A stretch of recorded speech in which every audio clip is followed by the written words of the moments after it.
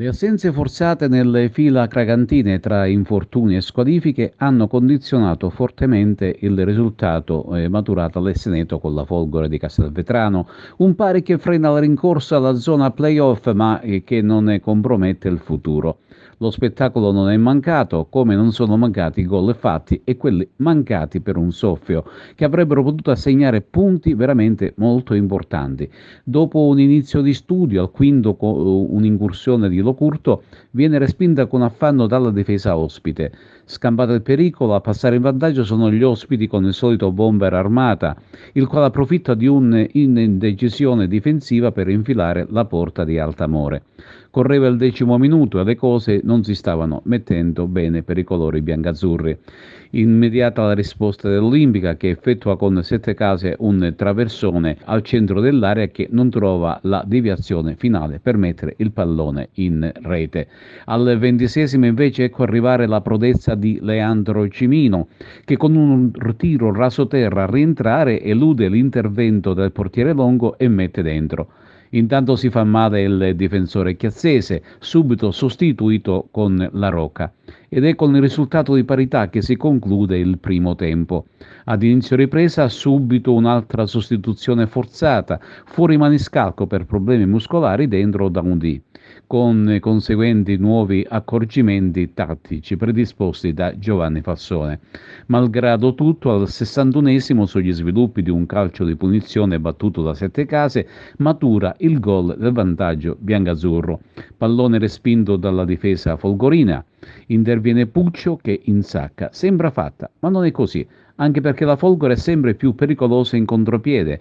Al 70° infatti raggiunge il pari, nuovamente con Armata, lesto ad infilare l'incolpevole Altamore. Non succede più nulla sino alla fine, ma in pieno recupero un'azione di contropiede non viene concretizzata a dovere da Falsone, che solo davanti al Longo manda incredibilmente fuori.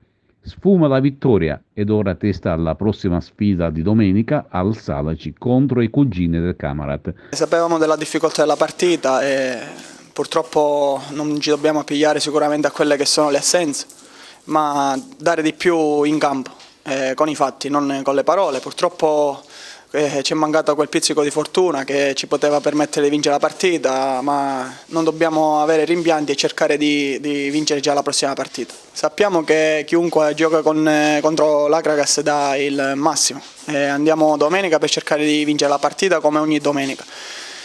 L'obiettivo non è, cioè siamo sempre nella corsa playoff, mancano ancora 8 partite, possiamo ancora farcela, però dobbiamo dare tutti di più, a partire da me stesso. Oggi l'Olimpica Akragas è stata fermata da 2 fattori importanti, gli infortuni e la sfortuna. Sì, diciamo che oggi abbiamo migliorato in classifica perché ora siamo soli a 40 punti, però il risultato non è che ci dà tanto ragione. Purtroppo un conto è preparare la partita sapendo che non c'è Sant'Angelo e lavori tutta la settimana sull'assetto tattico senza di lui. Un conto è invece durante la gara ti vengono a mancare poi 2 pedine importanti come Chiazzese e principalmente Maniscalco, è quello che ci dà geometria a centrocampo. È normale che poi alla fine paghi qualcosa, poi se ci mettiamo un po' di sfortuna, però purtroppo in casa si deve vincere ma anche fuori. Però abbiamo incontrato una signora squadra, perché ultimamente è stata anche in zona playoff anche loro, gli abbiamo recuperato credo in un mese più di 4-5 punti.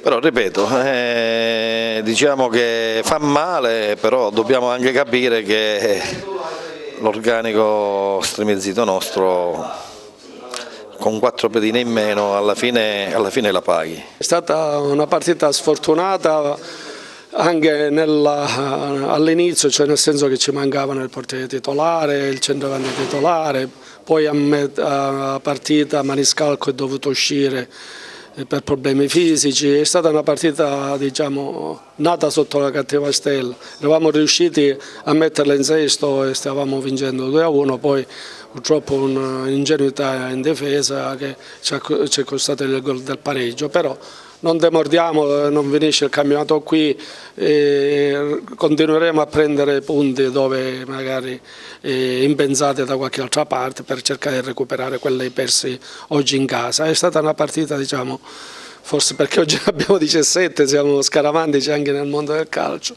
è andata così.